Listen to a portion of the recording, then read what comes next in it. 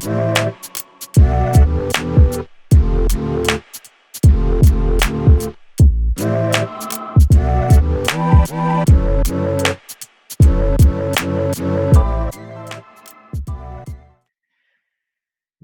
everyone to another episode of Profiles in Risk.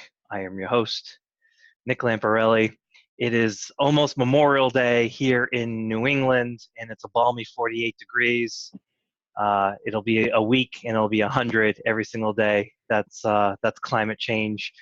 But there's no better way to spend this cold day than to talk insurtech and fintech, and to talk to someone that I follow closely on social media.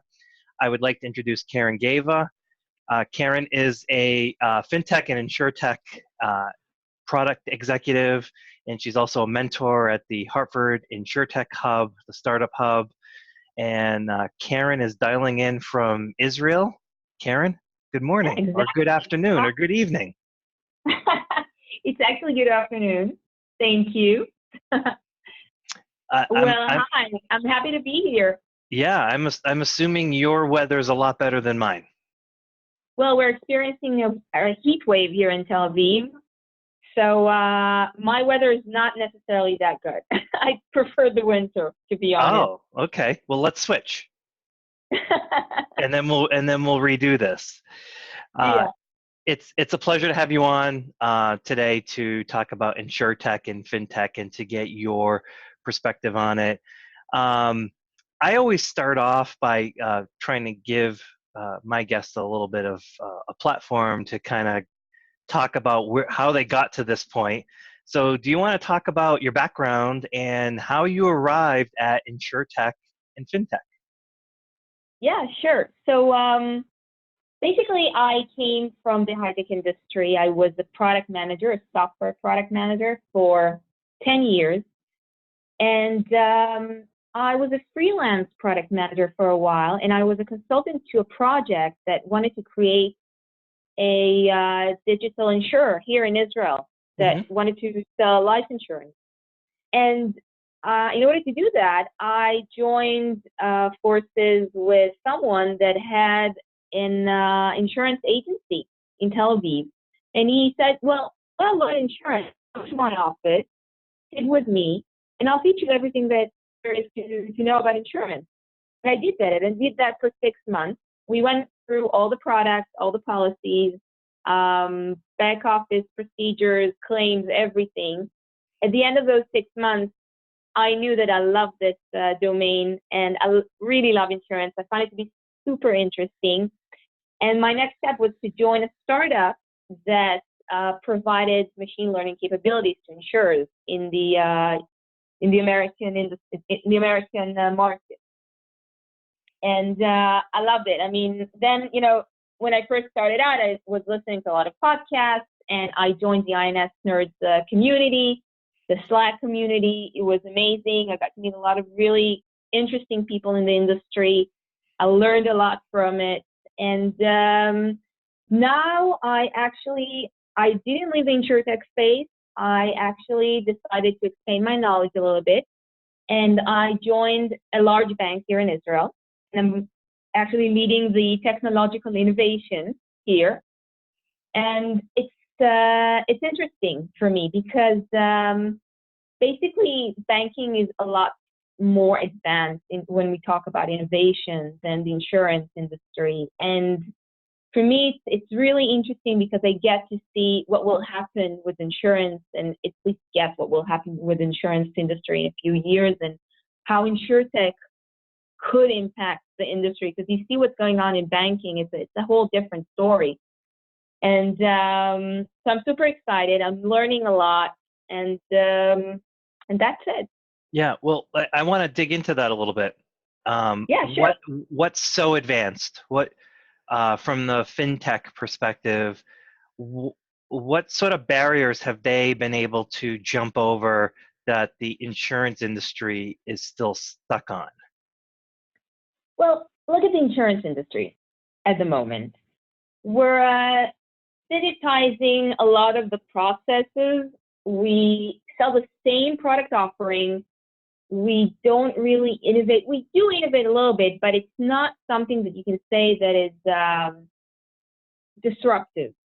It's more of a niche. For example, look at insurance on demand, microinsurance being sold over in cellular apps, by cellular apps, or it's nice, but it's not the mainstream. However, look at banking. In banking, they didn't really just digitize the process. They also changed the game. They changed the products themselves. At least in the Israeli industry, there are products that did not exist 10 years ago in banking. You are able to take a loan by just clicking a few buttons. You are able to pay someone with an app through with the bank being provided by your bank through your phone. This wasn't around 10 years ago, 5 years ago even. And I think that this will happen with the insurance space as well.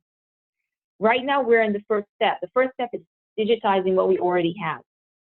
But the second step will be to look at things from the customer perspective, at least what I think.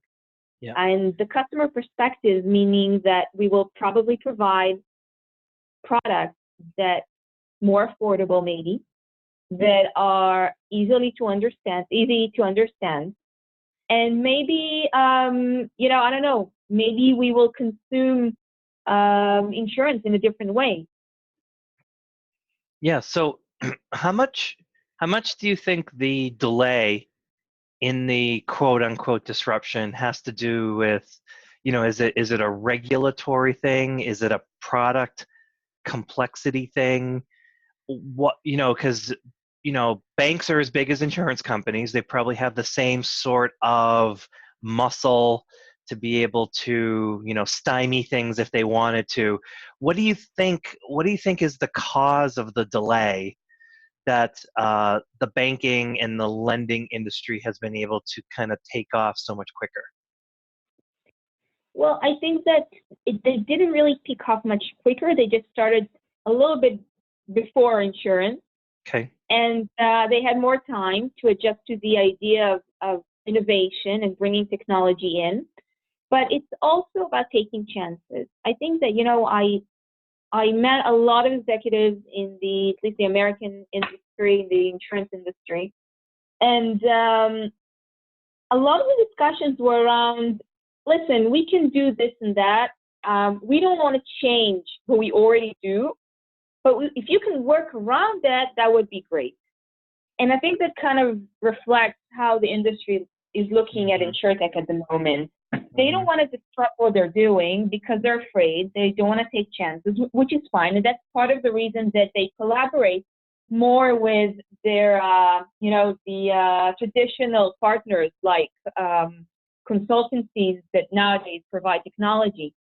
But I think that once the insurance industry will take a leap of faith and try to change, not to adopt technology in order to do what they already do, but in a different way, but actually provide something that's completely different product offerings, completely different communication with their customers, different engagements, even bringing additional value with complementary services, for example, then we will see changes, things that will change. This is something we see in banking right now at the moment with, personal and financial assistance, for example.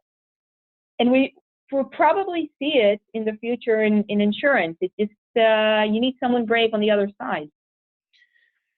So what's in the water in Tel Aviv, where there's been so much startup and entrepreneurial activity in banking, in insurance, and I'm talking not just what's happening in Tel Aviv, but that's being exported to the United States. The founders of Lemonade have an Israeli background. I just recently interviewed Aviad Pinkovesky of Hippo.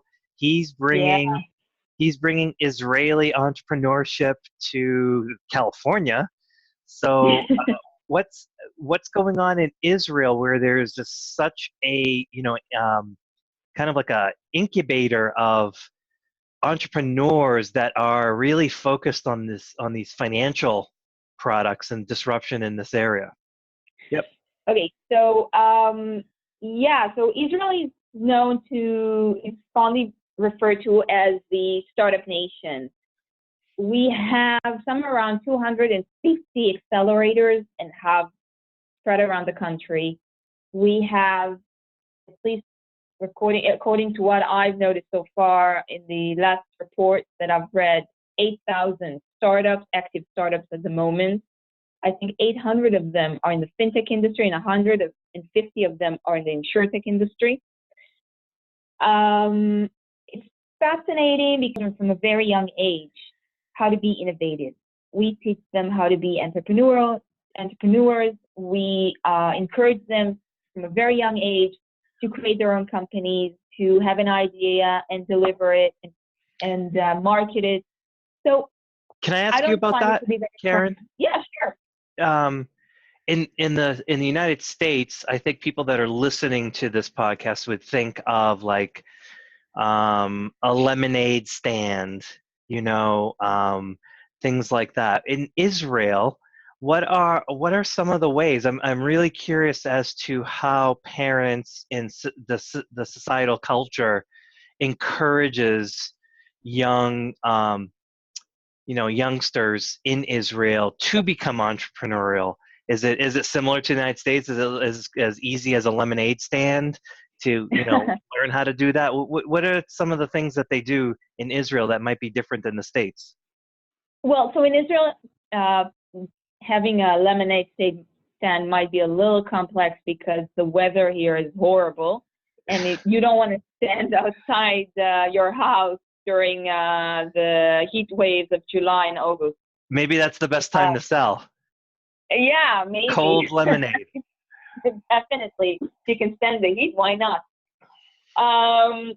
Here we have programs for children, starting from, the age of 11, teaching them how to build their own apps, actual coding, and how to market it.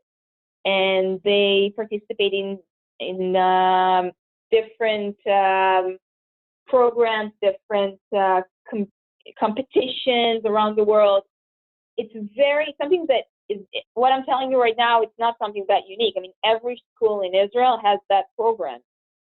And a lot of the children are being taught that in the army they should join one of the top technological units because they know it will probably build their future in the high-tech industry. We have the high-tech dream here in Israel. In the U.S., it's the American dream. Here, it's the high-tech dream. So that's the atmosphere here. Yeah. So from your perspective, from your a cross section of both insurtech and fintech, who are the winners? You don't have to name names, and you can name names if you want, but who are the winners in terms of like how are they winning? What are the types of technologies? What are the types of business models? What is the successful formula that you've seen? And it could be fintech or insurtech, but what's working, and how should startup entrepreneurs be thinking about what's been successful and what hasn't been successful? Well, in my opinion, I think that what will work at the end, and air quote regarding work, is those that will focus on the customer.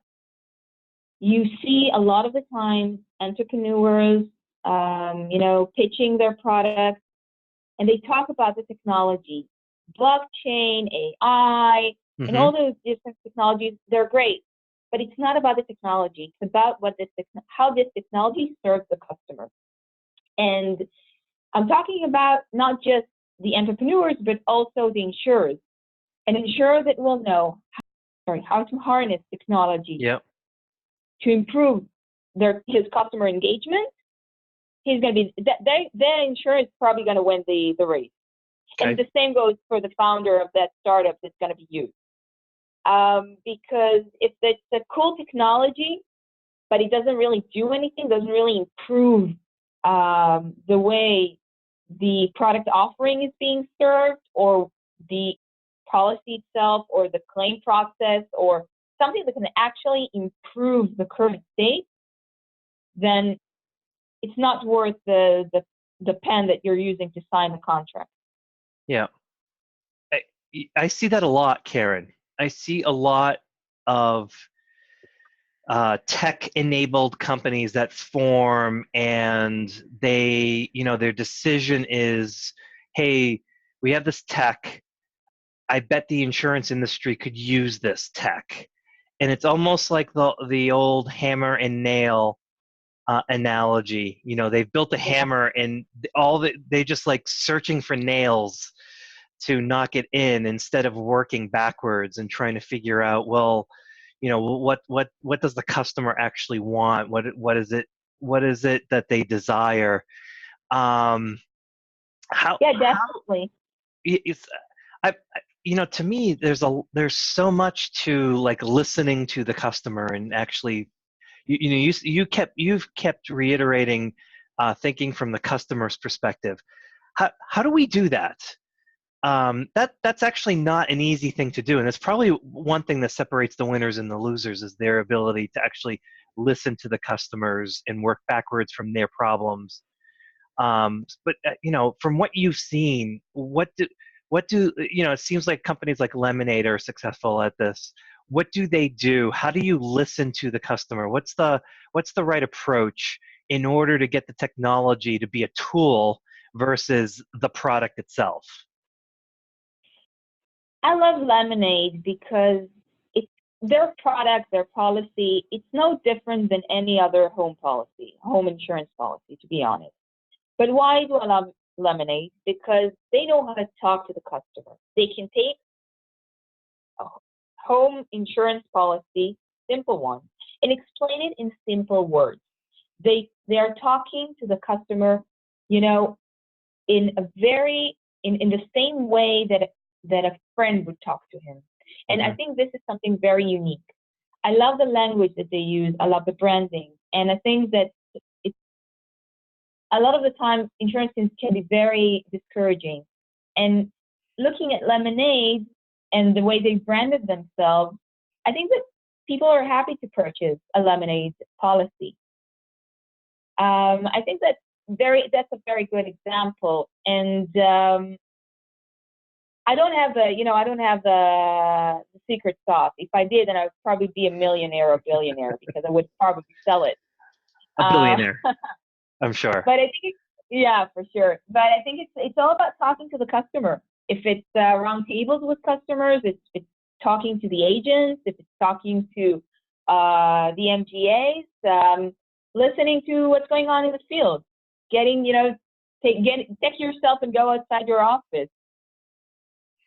Yeah, I think about this so often. I was actually thinking of it as you were logging in to this particular session, because I was scanning through some emails, and I have an account that I'm working on where I don't think we're going to be able to meet the customer's budget, and so it's going to probably be a no. And that was like so dissatisfying to me that I was immediately thinking, how else can we do this? Is there another way? Is there another Yeah, approach? What else does the customer need? I'm thinking that way, and I'm not patting myself on the back, but I've sort of no, been conditioning myself the way you've described to constantly put myself in the shoes of the customer, and I'm thinking, do they need a flood policy, or do they need something bigger? And flood is just a small component, and maybe there's another way, and you brought up at the beginning, and maybe there's another service I can provide that can get us over the finish line, where it's not just what the broker is asking for. Maybe there's something deeper. yeah, exactly. This is exactly what I mean. I think that's part of the reason I don't think that the brokers and the agents will disappear. They will probably, because a lot of the times when you buy insurance, as you said, you always think about, I mean, I don't need this, I do need this, I want a price that can, accommodate my needs. It can't be too pricey. And I mean, when we're talking about digitizing the purchasing process, it means that you're buying off the shelf. You're buying a policy that is, already being made. But if you need something unique, then you probably go to a professional, and this professional will always be your broker or your agent, because they will know how to provide you a service that is tailor-made to your needs.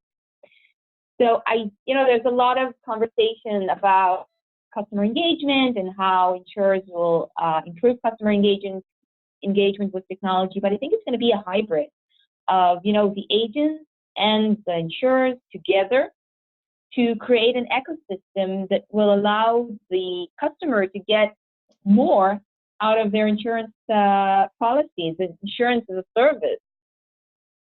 Yeah. What's the broker ecosystem like in Israel?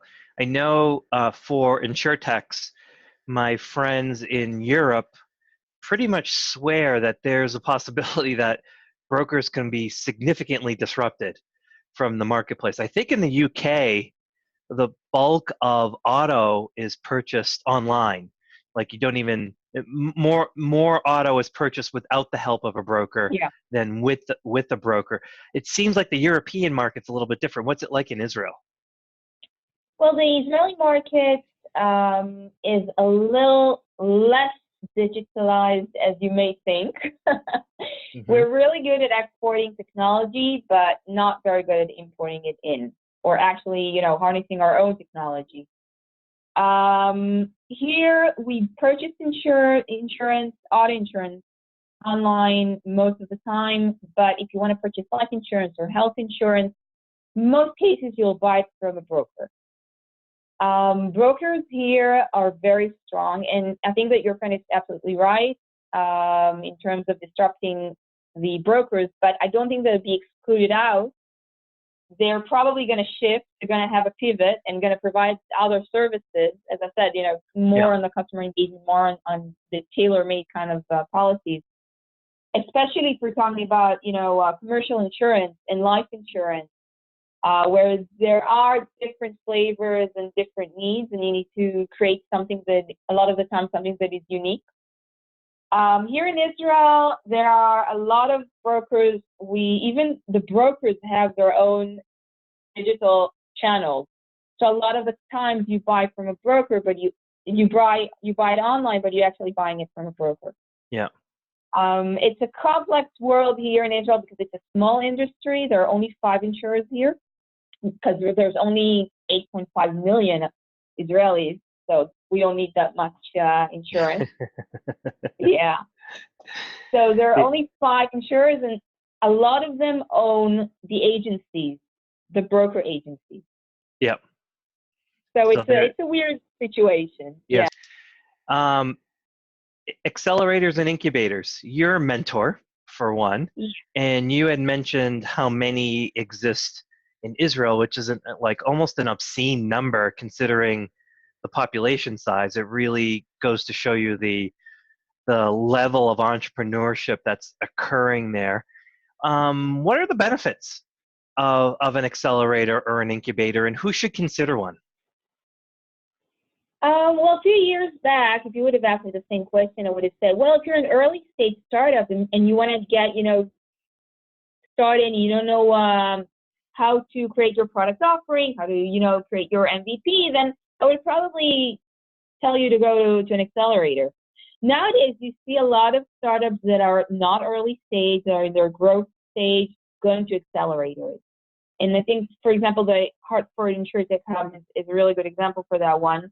You see that a lot of startups that already have clients, already earning money, they join the hub because they know that an accelerator or a hub is a really good way to expand your network, to have a round table with executives from the industry, so they'll help you craft your product. And it's a really good way to, get a really good advice, either from other entrepreneurs or Hmm. from executives. So did you actually just say that you know of companies that have been financed that still decided to go into an accelerator? Like they Yeah, still of course. found value? Yeah, of course. Interesting. Look at uh, the last cycle of the Hartford InsurTech Hub, and you'll Hmm. see that some of the companies there were already funded So with they, seed rounds. But yeah, yeah, no, and I think I that things are changing, especially in the insurtech industry, because in insurtech you need a long runway and you need to be very precise and you need to learn this industry very well before you actually can offer your product.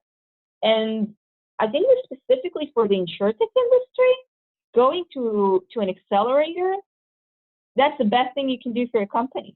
yeah. No, I'm getting really high on them. I'm also thinking, does it make sense? There's so many accelerators, and considering what you just said about seed funding companies then going into accelerator, does it make sense to do multiple accelerators or multiple incubators? Actually, I've seen a lot of startups do that. I think that there is value to it, but you need to make sure that the price isn't high enough because a lot of accelerators, especially those that are owned by technology companies, they try to enforce you to embrace their technology in terms of infrastructure. So if you want to do that, just make sure that you're not paying a price that is too high. Yeah, For example, switching from one cloud server to the other. we did that. That was the price to pay. So it was. I completely understand what you're just saying. Yeah. It was just like, oh, if you want to be part of this, we'll give you a $50,000 discount, but you need to switch cloud services. And it was What did like you decide eventually? at the time, it was just like it was too good an offer to pass up because cloud services are fairly expensive. So it was like, Yeah. well, we just saved $50,000. I hope that doesn't come back to bite us, but we'll see. Um, so, Karen, this is the part of the podcast where I transition over to ask you a couple of personal questions, give the audience a flavor of who you are. Because I'm lazy, I'm trying to learn something from you as well and have you do some of my research. But a question I ask all my guests are, what tools do you use to stay productive and or organized? Any technology Well, tools or any methodology organizational tools you use? I don't think I'm the best example. I'm very organized, but the way that I do it is by memorizing all my tasks. I don't really use technology to do it. And sometimes I buy post-it in different colors and, classify my tasks to different colors. And then you just put it on my desk, put it on my laptop. So So you have a rainbow on your desk. yeah, definitely. But the rainbow of post-it is just for the hard times when you're like super super busy. But most of the time I just memorize my task, which is not that good because sometimes, you get to forget stupid things like I was supposed to pick up a friend of my son's from kindergarten and forgot, which was a very Oh, story. Yeah. oh. Sorry, if you're listening, really sorry, kid's mom. Really. Oh, that's funny. That's funny. Okay, well, let's see. Let's check your memory then. Go all the way back to childhood, if possible. What books have been influential in your business or personal lives? Well, I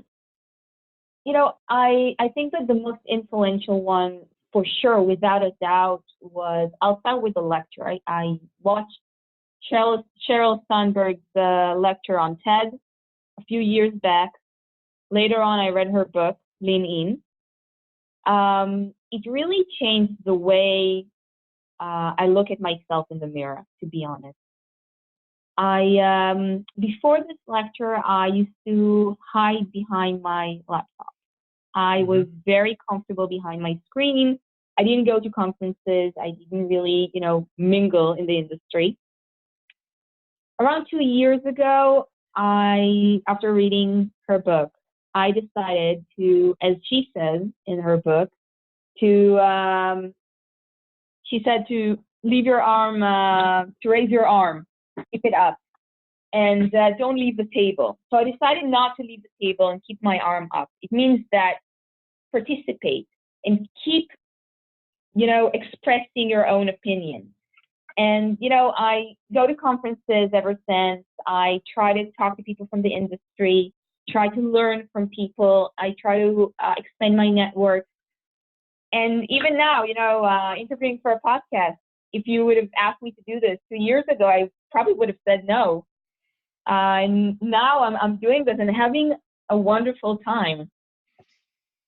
You not only that, you're I had to convince you that you were going to be in front of thousands of people, so that was that's always uncomfortable. Yeah. Please don't remind me.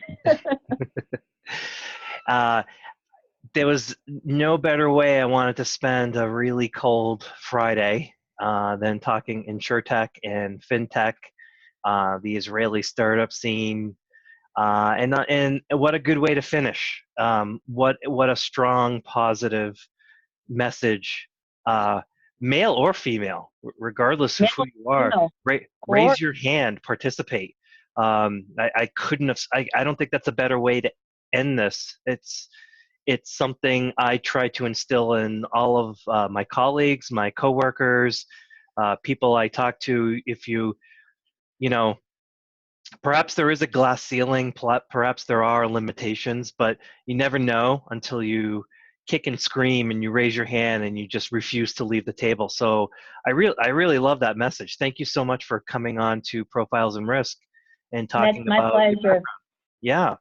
Thank you. Thank you so much for having me. Have an awesome weekend. My guest this week has been Karen Geva, and we talked about insurtech and fintech. And if you get a chance, if you're watching this on YouTube, subscribe. I'm pointing down, like, thumbs up. And if you're on iTunes, please give us a rating. And we will see you next time. Thank you so much.